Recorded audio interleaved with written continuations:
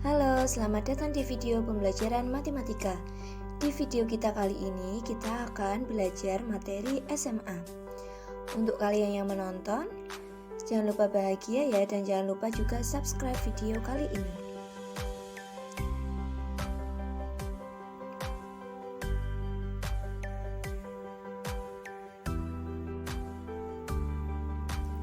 Baiklah, sebelumnya saya akan memperkenalkan diri. Perkenalkan, nama saya Siti Nuraini dengan nomor NIM 23070200030 dari kelas 3A Tadris Matematika, mata kuliah Media Pembelajaran Matematika oleh dosen pengampu Bu Wulan Izzatul Hima MPD.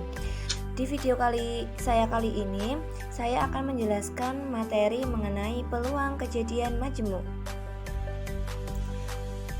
Baiklah, sebelumnya kita akan membahas mengenai tujuan pembelajaran terlebih dahulu. Untuk tujuan pembelajarannya adalah setelah mempelajari bahan ajar ini, diharapkan peserta didik mampu menjelaskan pengertian kejadian majemuk dan mampu menentukan ruang sampel dari kejadian majemuk.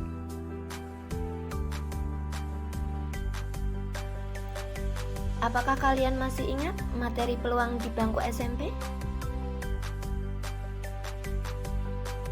Masih, Bu.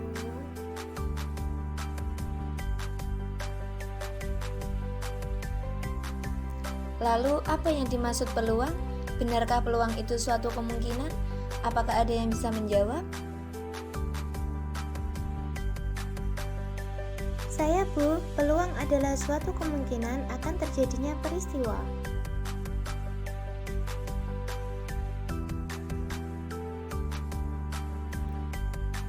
Masih belum lengkap ya pengertian dari peluang? Baiklah, Ibu akan menjelaskan pengertian dari peluang. Baiklah, selanjutnya yaitu definisi peluang.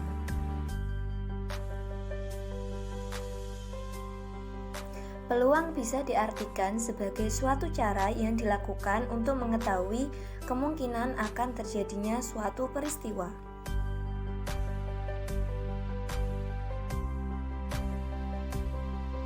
Pada peluang nanti akan ditemukan ruang sampel. Apakah ruang sampel itu? Ruang sampel merupakan himpunan dari semua kejadian atau hasil percobaan yang mungkin terjadi. Ruang sampel dilambangkan dengan S. Contoh, ruang sampel pada pengetosan sebuah dadu ialah S sama dengan 1, 2, 3, 4, 5, dan 6. Ruang sampel pada pengetosan sebuah mata uang logam ialah S sama dengan A dan G. Peluang suatu kejadian A di mana A adalah bagian dari ruang sampel dapat dirumuskan peluang A sama dengan NA per NS. Lalu, apa yang akan kita pelajari hari ini? Kita akan mempelajari ke tingkat yang lebih tinggi tentang kejadian majemuk pada teori peluang. Ilustrasi materi. Jika ibu kalian meminta kalian untuk merapikan bola warna-warni, kemudian disuruh memasukkan dalam sebuah box, secara bersamaan adik kecil kalian meminta bola tersebut. Nah, berapa peluang bola merah dan bola biru yang akan terambil?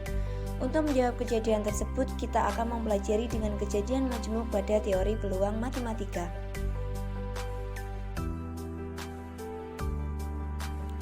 Definisi kejadian majemuk.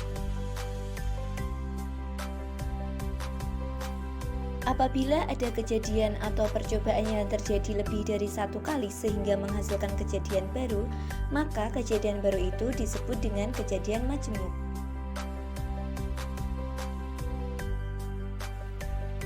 Pernyataan kedua kejadian dipisahkan oleh kata atau maupun kata dan.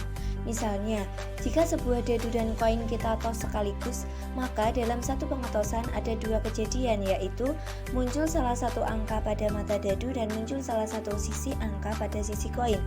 Sedangkan kejadian yang dipisahkan oleh kata atau, maka hanya salah satu kejadian yang akan terjadi.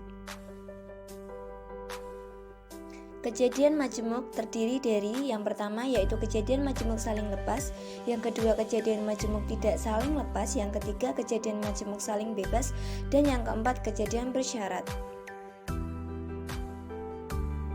Pembahasan yang pertama yaitu kejadian majemuk saling lepas. Dua kejadian A dan B disebut saling lepas jika anggota kejadian A dan B tidak mempunyai irisan. Dinotasikan dengan diagram A dan B yang saling lepas, digambar sudah tertera dan dapat dituliskan dalam simbolik matematika. Jadi, jumlah kejadian A gabungan B sama dengan banyaknya kejadian A ditambah kejadian B. Pembahasan yang kedua adalah kejadian majemuk tidak saling lepas. Dua kejadian A dan B disebut tidak saling lepas jika anggota kejadian A dan B mempunyai irisan. Dinotasikan dengan banyaknya kejadian A gabungan kejadian B sama dengan banyak kejadian A ditambah banyak kejadian B dikurangi banyak kejadian A irisan kejadian B, sehingga peluang kejadian A gabungan kejadian B sama dengan peluang kejadian A ditambah peluang kejadian B dikurangi peluang kejadian A irisan kejadian B. Pembahasan yang ketiga adalah kejadian majemuk saling bebas.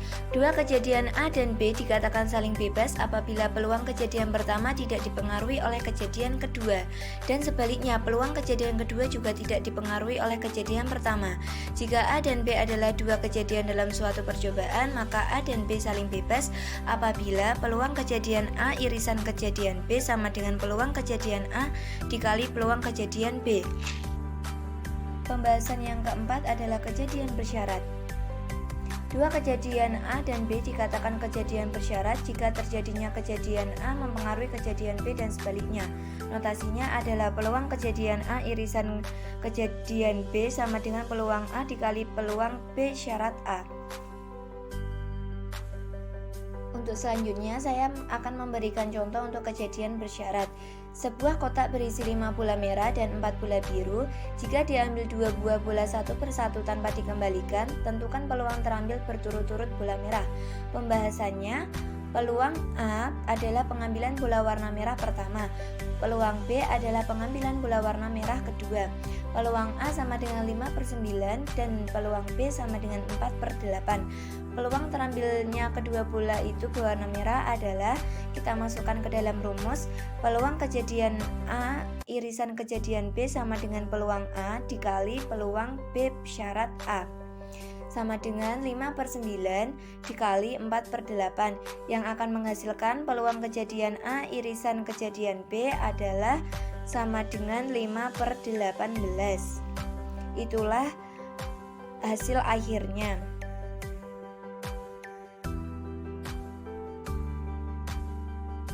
Untuk materi selanjutnya adalah ruang sampel. Bagaimana cara menentukan ruang sampel pada kejadian majemuk? Ada beberapa cara yang dapat dilakukan. Yang pertama dengan diagram pohon, yang kedua menggunakan tabel, dan yang ketiga menggunakan konsep kombinasi. Untuk kali ini saya akan menggunakan konsep kombinasi. Untuk menggunakan konsep kombinasi sendiri, kombinasi adalah banyak cara untuk menyusun R unsur dari N unsur yang ada tanpa memperhatikan urutan. Rumusnya yaitu bisa dilihat di gambar. NCR sama dengan peluang dalam kurung N, R per peluang R, R. Biasanya kita menggunakan langkah yang akhir ini. N mutlak per buka kurung N kurangi R tutup kurung mutlak dikali R mutlak. Selanjutnya yaitu latihan soal. Ardi memiliki sebuah wadah yang berisi bola terdiri dari bola putih, bola merah, dan bola hijau. Tentukan kejadian yang mungkin terjadi pada pengambilan 2 bola dalam wadah tersebut. Pembahasannya adalah ruang sampel ditentukan dengan menggunakan konsep kombinasi karena dalam masalah tersebut ada proses memilih objek tanpa memperhatikan urutan. Yakni dari 3 bola akan dipilih 2 bola sehingga ruang sampel kejadian adalah kita menggunakan rumus NCR sama dengan N mutlak per buka kurung N kurangi R tutup kurung mutlak dikali R mutlak, sama dengan 3 mutlak per 3 dikurangi 2 mutlak dikali 2 mutlak, yang hasilnya akhir sama dengan 3. Baiklah, mungkin cukup sekian materi yang bisa saya sampaikan pada video kali ini. Kurang lebihnya saya mohon maaf jika ada tutur kata yang kurang dan salah. Saya mohon maaf yang sebesar-besarnya. Terima kasih untuk kalian semua yang sudah menonton. Semoga video yang saya buat ini bisa bermanfaat untuk kalian semua.